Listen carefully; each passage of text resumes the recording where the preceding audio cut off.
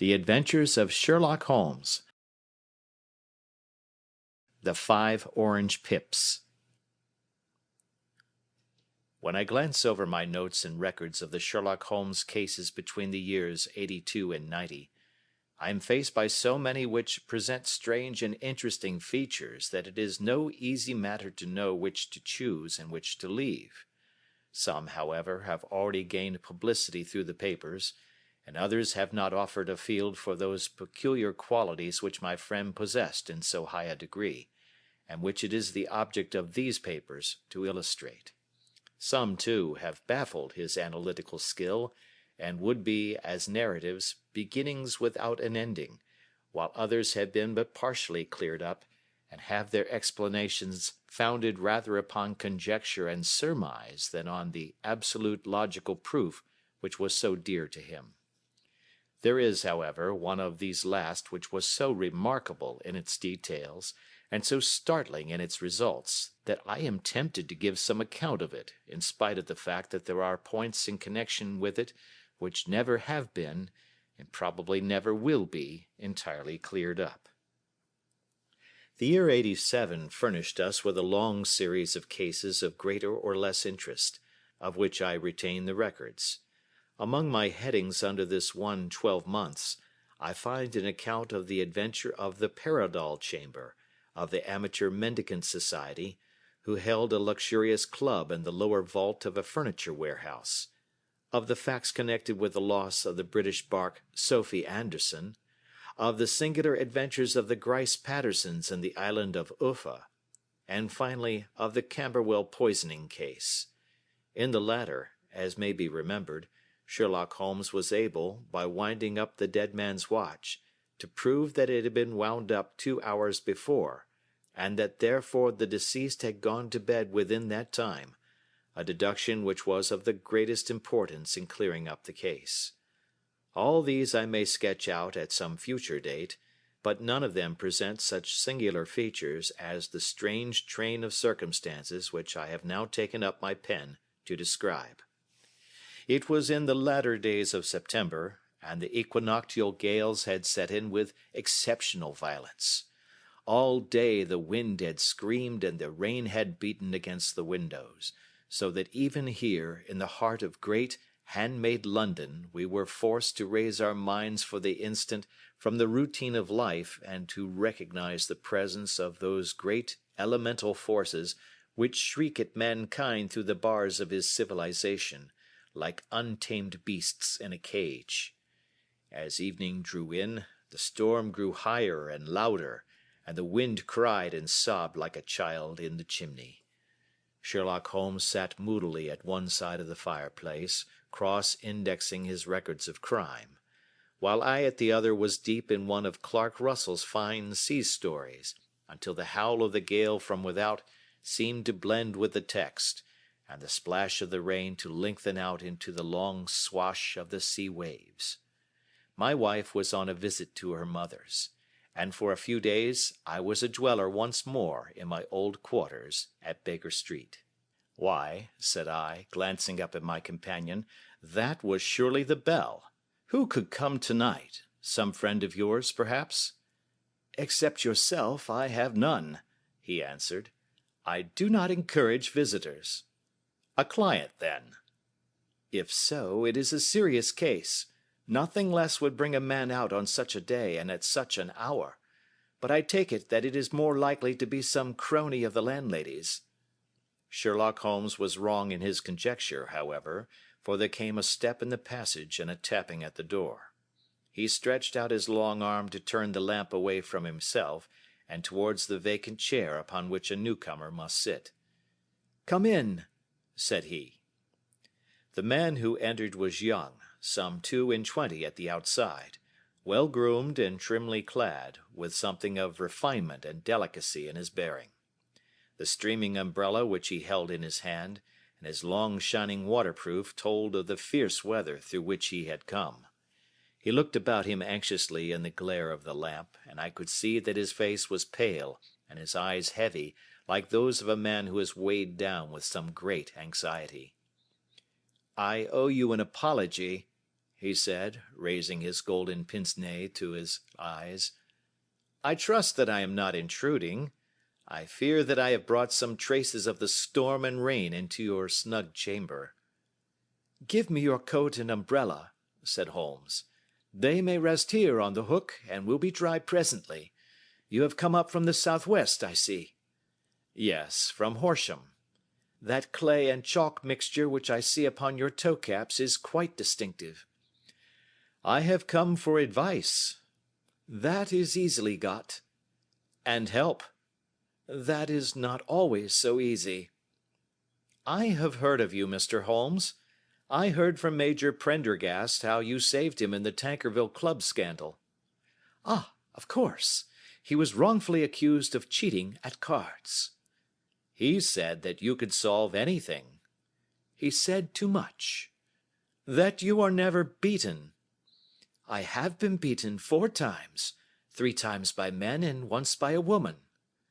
But what is that compared with the number of your successes? It is true that I have been generally successful. Then you may be so with me. I beg that you will draw your chair up to the fire and favor me with some details as to your case. It is no ordinary one. None of those which come to me are. I am the last court of appeal. And yet I question, sir, whether, in all your experience, you have ever listened to a more mysterious and inexplicable chain of events than those which have happened to my own family. You fill me with interest, said Holmes. Pray give us the essential facts from the commencement, and I can afterwards question you as to those details which seem to me to be most important. The young man pulled his chair up and pushed his wet feet out towards the blaze. My name, said he, is John Openshaw, but my own affairs have, as far as I can understand, little to do with this awful business.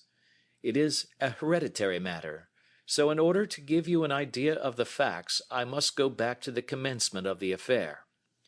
You must know that my grandfather had 2 sons, my uncle Elias and my father Joseph. My father had a small factory at Coventry, which he enlarged at the time of the invention of bicycling. He was a patentee of the Openshaw unbreakable tire, and his business met with such success that he was able to sell it and to retire upon a handsome competence. My uncle Elias emigrated to America when he was a young man, and became a planter in Florida, where he was reported to have done very well. At the time of the war he fought in Jackson's army, and afterwards under Hood, where he rose to be a colonel. When Lee laid down his arms, my uncle returned to his plantation, where he remained for 3 or 4 years. About 1869 or 1870, he came back to Europe and took a small estate in Sussex, near Horsham. He had made a very considerable fortune in the States, and his reason for leaving them was his aversion to the negroes, and his dislike of the Republican policy in extending the franchise to them. He was a singular man, fierce and quick-tempered, very foul-mouthed when he was angry, and of a most retiring disposition. During all the years that he lived at Horsham, I doubt if ever he set foot in the town. He had a garden and 2 or 3 fields round his house, and there he would take his exercise, though very often for weeks on end he would never leave his room. He drank a great deal of brandy and smoked very heavily, but he would see no society and did not want any friends, not even his own brother. He didn't mind me. In fact, he took a fancy to me, for at the time when he saw me first I was a youngster of 12 or so. This would be in the year 1878, after he had been 8 or 9 years in England. He begged my father to let me live with him, and he was very kind to me in his way. When he was sober, he used to be fond of playing backgammon and draughts with me, and he would make me his representative both with the servants and with the tradespeople, so that by the time that I was 16 I was quite master of the house. I kept all the keys and could go where I liked and do what I liked, so long that I did not disturb him in his privacy. There was one singular exception, however, for he had a single room, a lumber room up among the attics, which was invariably locked, and which he would never permit either me or anyone else to enter. With a boy's curiosity, I have peeped through the keyhole, but I was never able to see more than such a collection of old trunks and bundles as would be expected in such a room. One day, it was in March, 1883, a letter with a foreign stamp lay upon the table in front of the colonel's plate. It was not a common thing for him to receive letters, for his bills were all paid in ready money, and he had no friends of any sort. "From India," said he, as he took it up. "Pondicherry postmark. What can this be?" Opening it hurriedly, out there jumped 5 little dried orange pips, which pattered down upon his plate. I began to laugh at this, but the laugh was struck from my lips at the sight of his face. His lip had fallen, his eyes were protruding, his skin the color of putty, and he glared at the envelope which he still held in his trembling hand. "KKK!" he shrieked, and then, my God, my sins have overtaken me." "What is it, uncle?" I cried.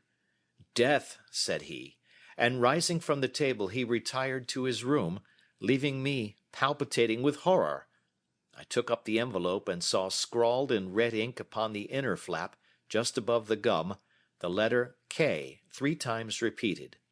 There was nothing else save the 5 dried pips.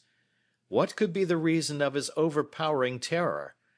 I left the breakfast table, and as I ascended the stair I met him coming down with an old rusty key, which must have belonged to the attic, in one hand, and a small brass box, like a cash box, in the other. "They may do what they like, but I'll checkmate them still," said he with an oath. "Tell Mary that I shall want a fire in my room today, and send down to Fordham the Horsham lawyer."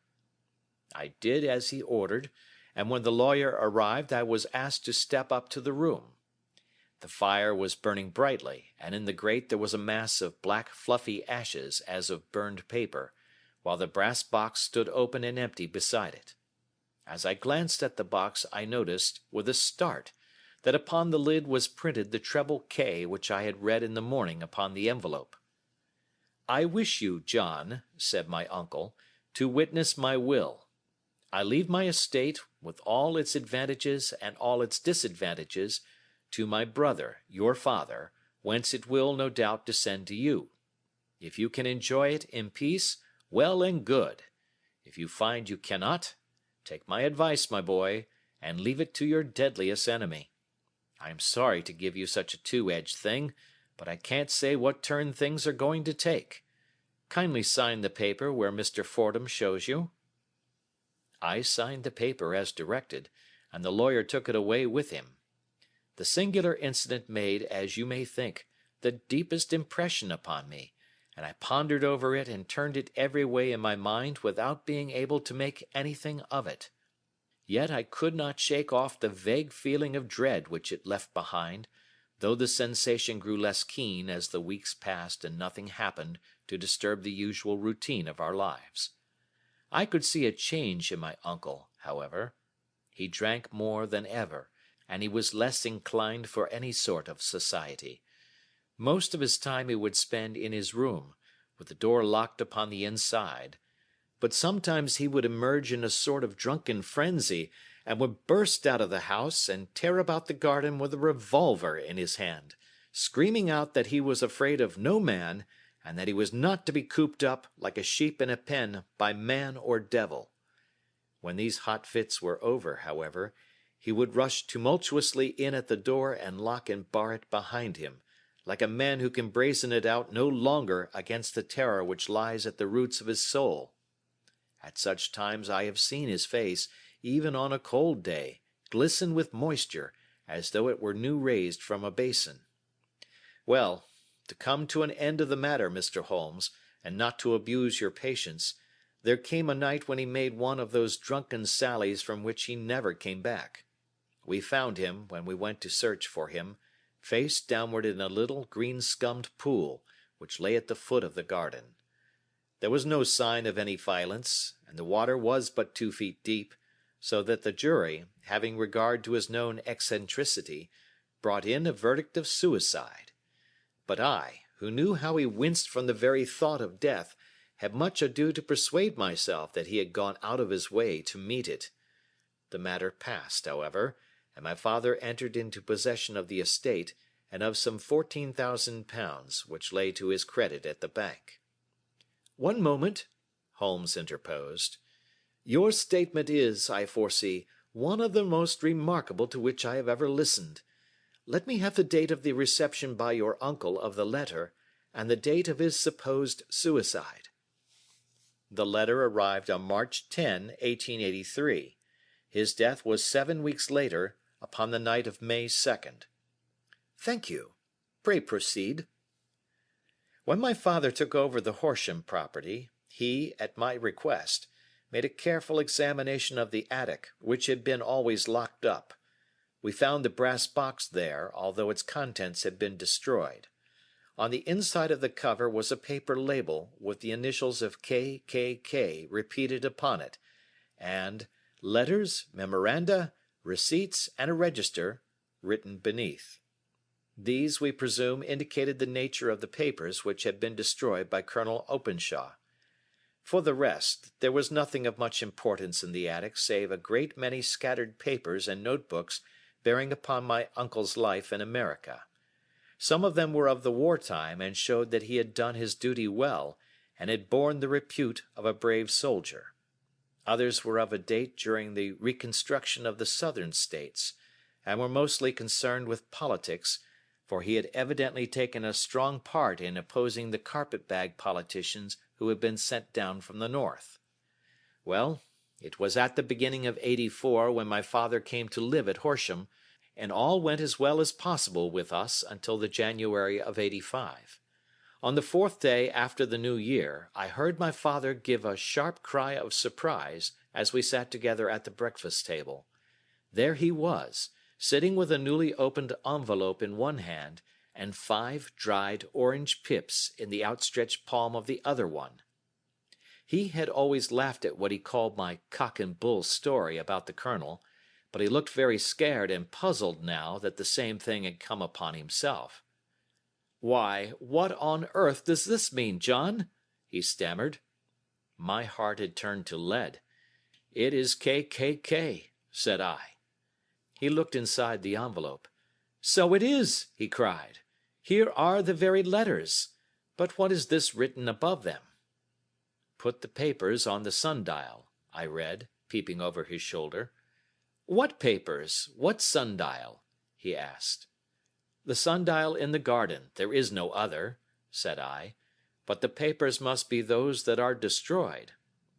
"Pooh!" said he, gripping hard at his courage. "We are in a civilized land here, and we can't have tomfoolery of this kind. Where does the thing come from?" "From Dundee," I answered, glancing at the postmark. "Some preposterous practical joke," said he. "What have I to do with sundials and papers? I shall take no notice of such nonsense."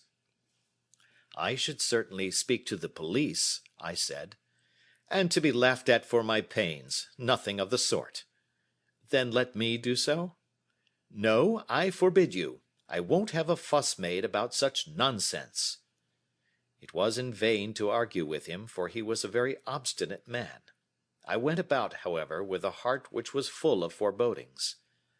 On the 3rd day after the coming of the letter, my father went from home to visit an old friend of his, Major Freebody, who is in command of one of the forts upon Portsdown Hill.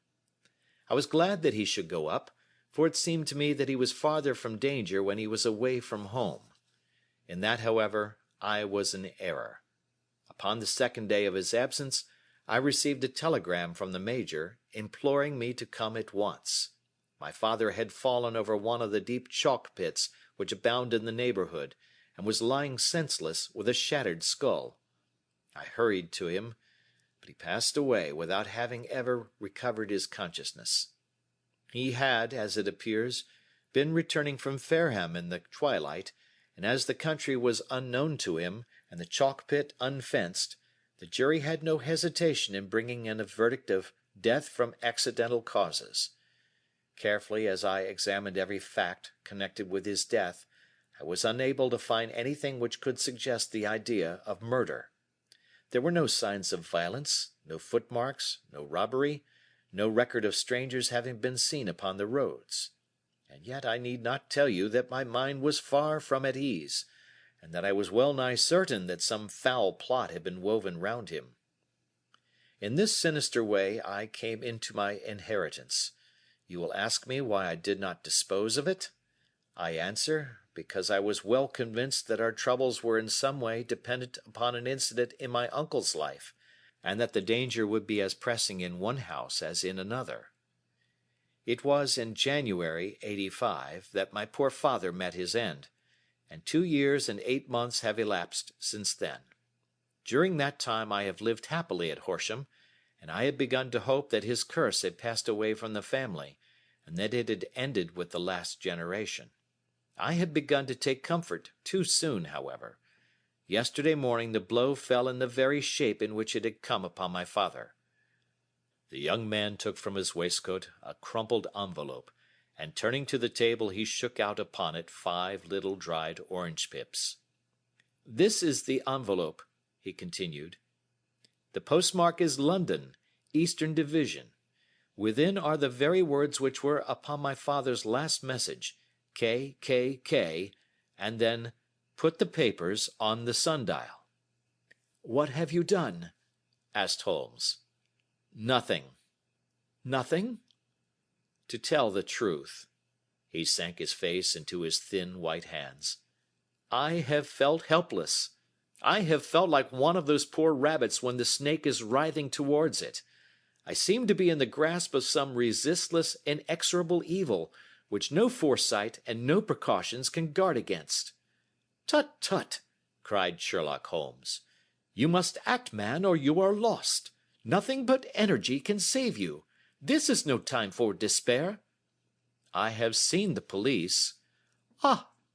But they listened to my story with a smile. I am convinced that the inspector has formed the opinion that the letters are all practical jokes, and that the deaths of my relations were really accidents, as the jury stated, and were not to be connected with the warnings." Holmes shook his clenched hands in the air. "Incredible imbecility!" he cried. "They have, however, allowed me a policeman, who may remain in the house with me." "Has he come with you tonight?" "No, his orders were to stay in the house." Again Holmes raved in the air. "Why did you come to me?" he cried. "And, above all, why did you not come at once?" "I did not know.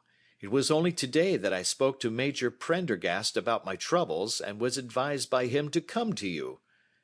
"It is really 2 days since you had the letter. We should have acted before this. You have no further evidence, I suppose, than that which you have placed before us? No suggestive detail which might help us?" "There is one thing," said John Openshaw. He rummaged in his coat pocket, and drawing out a piece of discolored blue-tinted paper, he laid it out upon the table. "I have some remembrance," said he, "that on the day when my uncle burned the papers I observed that the small unburned margins which lay amid the ashes were of this particular color. I found this single sheet upon the floor of his room, and I am inclined to think that it may be one of the papers which has, perhaps, fluttered out from among the others, and in that way has escaped destruction. Beyond the mention of pips, I do not see that it helps us much. I think myself that it is a page from some private diary. The writing is undoubtedly my uncle's." Holmes moved the lamp, and we both bent over the sheet of paper, which showed by its ragged edge that it had indeed been torn from a book.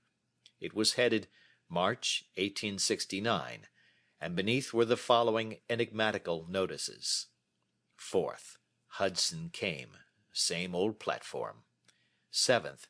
Set the pips on Macaulay, Paramore, and John Swain of St. Augustine. 9th. Macaulay cleared. 10th. John Swain cleared. 12th. Visited Paramore. All well. "Thank you," said Holmes, folding up the paper and returning it to our visitor. "And now you must on no account lose another instant. We cannot spare time even to discuss what you have told me. You must get home instantly and act. What shall I do? There is but one thing to do. It must be done at once. You must put this piece of paper which you have shown us into the brass box which you have described. You must also put in a note to say that all the other papers were burned by your uncle, and that this is the only one which remains.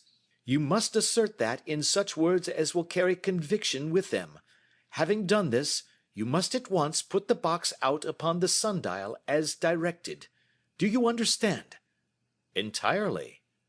Do not think of revenge or anything of the sort at present. I think that we may gain that by means of the law, but we have our web to weave, while theirs is already woven. The first consideration is to remove the pressing danger which threatens you. The second is to clear up the mystery and to punish the guilty parties. I thank you, said the young man, rising and pulling on his overcoat. You have given me fresh life and hope. I shall certainly do as you advise. Do not lose an instant, and, above all, take care of yourself in the meanwhile, for I do not think that there can be a doubt that you are threatened by a very real and imminent danger. How do you go back? By train from Waterloo. It is not yet 9. The streets will be crowded, so I trust that you may be in safety, and yet you cannot guard yourself too closely. I am armed. That is well. Tomorrow I shall set to work upon your case. I shall see you at Horsham, then? No, your secret lies in London. It is there that I shall seek it. Then I shall call upon you in a day, or in 2 days, with news as to the box and the papers. I shall take your advice in every particular. He shook hands with us and took his leave. Outside, the wind still screamed and the rain splashed and pattered against the windows. This strange, wild story seemed to have come to us from amid the mad elements, blown in upon us like a sheet of seaweed in a gale, and now to have been reabsorbed by them once more. Sherlock Holmes sat for some time in silence, with his head sunk forward and his eyes bent upon the red glow of the fire. Then he lit his pipe, and leaning back in his chair, he watched the blue smoke rings as they chased each other up to the ceiling. I think, Watson, he remarked at last, that of all our cases we have had none more fantastic than this. Save, perhaps, the sign of 4. Well, yes, save, perhaps, that. And yet this John Openshaw seems to me to be walking amid even greater perils than did the Sholtos. But have you, I asked, formed any definite conception as to what these perils are? There can be no question as to their nature, he answered. Then what are they? Who is this KKK, and why does he pursue this unhappy family? Sherlock Holmes closed his eyes and placed his elbows upon the arms of his chair, with his fingertips together. The ideal reasoner, he remarked, would, when he had once been shown a single fact in all its bearings, deduce from it not only all the chain of events which led up to it, but also all the results which would follow from it. As Cuvier could correctly describe a whole animal by the contemplation of a single bone, so the observer who has thoroughly understood one link in a series of incidents should be able to accurately state all the other ones, both before and after. We have not yet grasped the results which the reason alone can attain to. Problems may be solved in the study which have baffled all those who have sought a solution by the aid of their senses. To carry the art, however, to its highest pitch, it is necessary that the reasoner should be able to utilize all the facts which have come to his knowledge. And this in itself implies, as you will readily see, a possession of all knowledge, which, even in these days of free education and encyclopedias, is a somewhat rare accomplishment. It is not so impossible, however, that a man should possess all knowledge which is likely to be useful to him in his work, and this I have endeavored in my case to do. If I remember rightly, you on one occasion, in the early days of our friendship, defined my limits in a very precise fashion. Yes, I answered, laughing. "It was a singular document. Philosophy, astronomy, and politics were marked at 0, I remember.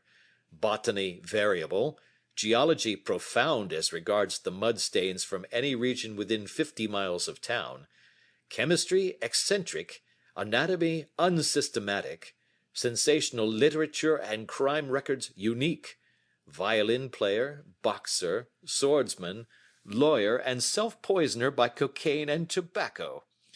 Those, I think, were the main points of my analysis." Holmes grinned at the last item. "Well," he said, "I say now, as I said then, that a man should keep his little brain attic stocked with all the furniture that he is likely to use, and the rest he can put away in the lumber room of his library, where he can get it if he wants it. Now, for such a case as the one which has been submitted to us tonight, we need certainly to muster all our resources. Kindly hand me down the letter K of the American Encyclopedia which stands upon the shelf beside you. Thank you. Now let us consider the situation and see what may be deduced from it. In the first place, we may start with a strong presumption that Colonel Openshaw had some very strong reason for leaving America. Men at his time of life do not change all their habits and exchange willingly the charming climate of Florida for the lonely life of an English provincial town. His extreme love of solitude in England suggests the idea that he was in fear of someone or something, so we may assume as a working hypothesis that it was fear of someone or something which drove him from America. As to what it was he feared, we can only deduce that by considering the formidable letters which were received by himself and his successors. Did you remark the postmarks of these letters? The first was from Pondicherry, the second from Dundee, and the third from London. From East London. What do you deduce from that? They are all seaports, that the writer was on board of a ship. Excellent. We have already a clue. There can be no doubt that the probability, the strong probability, is that the writer was on board of a ship. And now let us consider another point. In the case of Pondicherry, 7 weeks elapsed between the threat and its fulfillment. In Dundee it was only some 3 or 4 days. Does that suggest anything? A greater distance to travel. But the letter had also a greater distance to come. Then I do not see the point. There is at least a presumption that the vessel in which the man or men are is a sailing ship. It looks as if they always send their singular warning or token before them when starting upon their mission. You see how quickly the deed followed the sign when it came from Dundee. If they had come from Pondicherry in a steamer, they would have arrived almost as soon as their letter. But, as a matter of fact, 7 weeks elapsed. I think that those 7 weeks represented the difference between the mail boat which brought the letter and the sailing vessel which brought the writer. It is possible. More than that, it is probable. And now you see the deadly urgency of this new case, and why I urged young Openshaw to caution. The blow has always fallen at the end of the time which it would take the senders to travel the distance. But this one comes from London, and therefore we cannot count upon delay. Good God! I cried. What can it mean, this relentless persecution? The papers which Openshaw carried are obviously of vital importance to the person or persons in the sailing ship. I think that it is quite clear that there must be more than one of them. A single man could not have carried out 2 deaths in such a way as to deceive a coroner's jury. There must have been several in it, and they must have been men of resource and determination. Their papers they mean to have, be the holder of them who it may. In this way you see KKK ceases to be the initials of an individual and becomes the badge of a society. But of what society? Have you never, said Sherlock Holmes, bending forward and sinking his voice, have you never heard of the Ku Klux Klan? I never have. Holmes turned over the leaves of the book upon his knee. "Here it is," said he presently. "Ku Klux Klan, a name derived from the fanciful resemblance to the sound produced by cocking a rifle. This terrible secret society was formed by some ex-Confederate soldiers in the Southern states after the Civil War, and it rapidly formed local branches in different parts of the country, notably in Tennessee, Louisiana, the Carolinas, Georgia, and Florida. Its power was used for political purposes, principally for the terrorizing of the Negro voters and the murdering and driving from the country of those who were opposed to its views.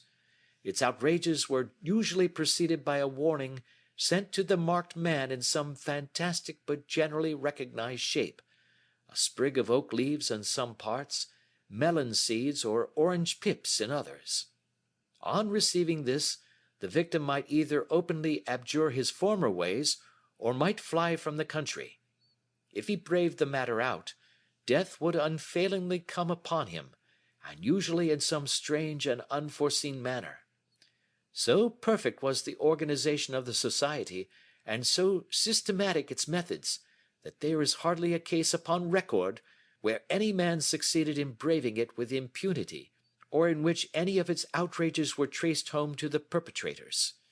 For some years the organization flourished in spite of the efforts of the United States government and of the better classes of the community in the South. Eventually, in the year 1869, the movement rather suddenly collapsed, although there have been sporadic outbreaks of the same sort since that date. "You will observe," said Holmes, laying down the volume, "that the sudden breaking up of the society was coincident with the disappearance of Openshaw from America with their papers. It may well have been cause and effect. It is no wonder that he and his family have some of the more implacable spirits upon their track. You can understand that this register and diary may implicate some of the first men in the South, and that there may be many who will not sleep easy at night until it is recovered. Then the page we have seen is such as we might expect. It ran, if I remember right, sent the pips to A, B, and C. That is, sent the society's warning to them. Then there are successive entries that A and B cleared, or left the country, and finally that C was visited, with, I fear, a sinister result for C. Well, I think, Doctor, that we may let some light into this dark place, and I believe that the only chance young Openshaw has in the meantime is to do what I have told him. There is nothing more to be said or to be done tonight, so hand me over my violin and let us try to forget for half an hour the miserable weather and the still more miserable ways of our fellow men." It had cleared in the morning, and the sun was shining with a subdued brightness through the dim veil which hangs over the great city.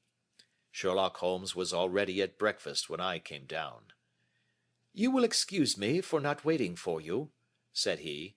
"I have, I foresee, a very busy day before me in looking into this case of young Openshaw's." "What steps will you take?" I asked. "It will very much depend upon the results of my first inquiries. I may have to go down to Horsham after all." "You will not go there first?" "No, I shall commence with the city. Just ring the bell and the maid will bring up your coffee." As I waited, I lifted the unopened newspaper from the table and glanced my eye over it. It rested upon a heading which sent a chill to my heart. "Holmes!" I cried. "You are too late." "Ah," said he, laying down his cup. "I feared as much. How was it done?" He spoke calmly, but I could see that he was deeply moved. My eye caught the name of Openshaw and the heading "Tragedy near Waterloo Bridge." Here is the account. Between 9 and 10 last night, Police Constable Cook, of the H Division, on duty near Waterloo Bridge, heard a cry for help and a splash in the water. The night, however, was extremely dark and stormy, so that, in spite of the help of several passers-by, it was quite impossible to effect a rescue. The alarm, however, was given, and by the aid of the water police the body was eventually recovered.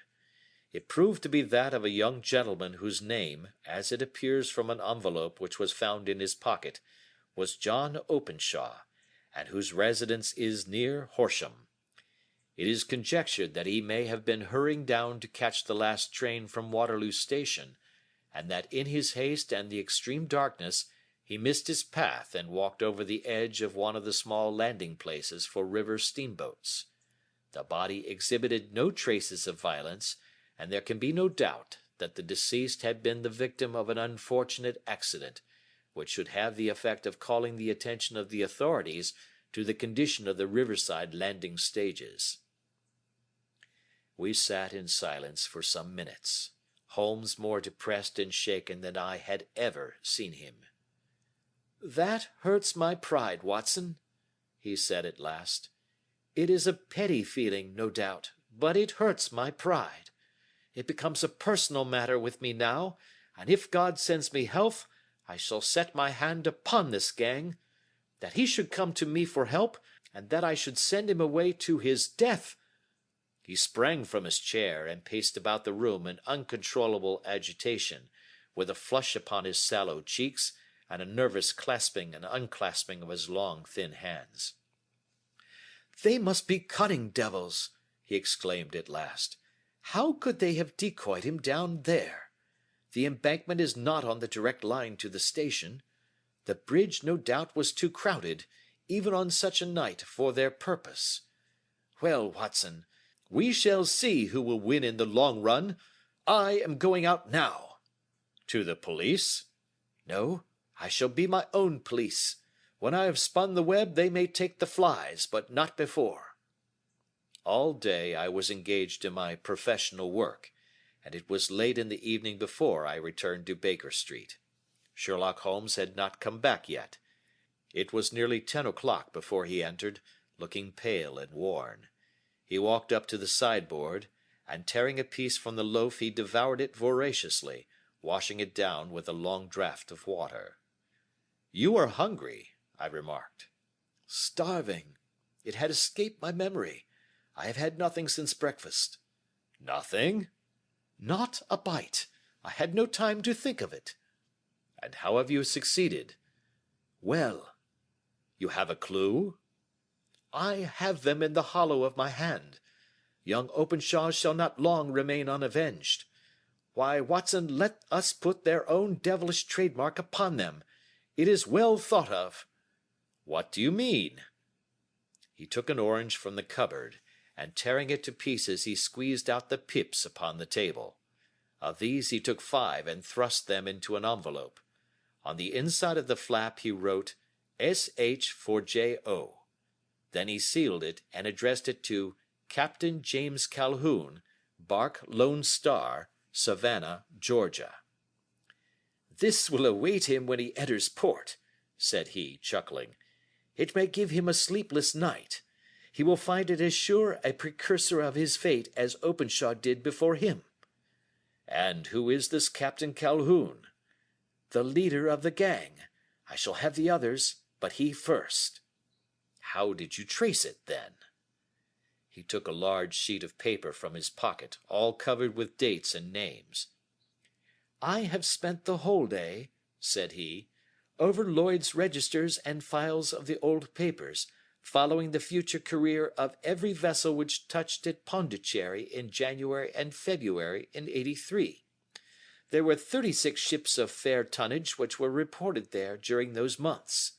Of these, one, the Lone Star, instantly attracted my attention, since, although it was reported as having cleared from London, the name is that which is given to one of the states of the Union. Texas, I think. I was not and am not sure which, but I knew that the ship must have an American origin. What then? I searched the Dundee records, and when I found that the bark Lone Star was there in January '85, my suspicion became a certainty. I then inquired as to the vessels which lay at present in the port of London. Yes. The Lone Star had arrived here last week. I went down to the Albert Dock and found that she had been taken down the river by the early tide this morning, homeward bound to Savannah. I wired to Gravesend, and learned that she had passed some time ago, and as the wind is easterly, I have no doubt that she is now past the Goodwins and not very far from the Isle of Wight." "What will you do, then?" "Oh, I have my hand upon him.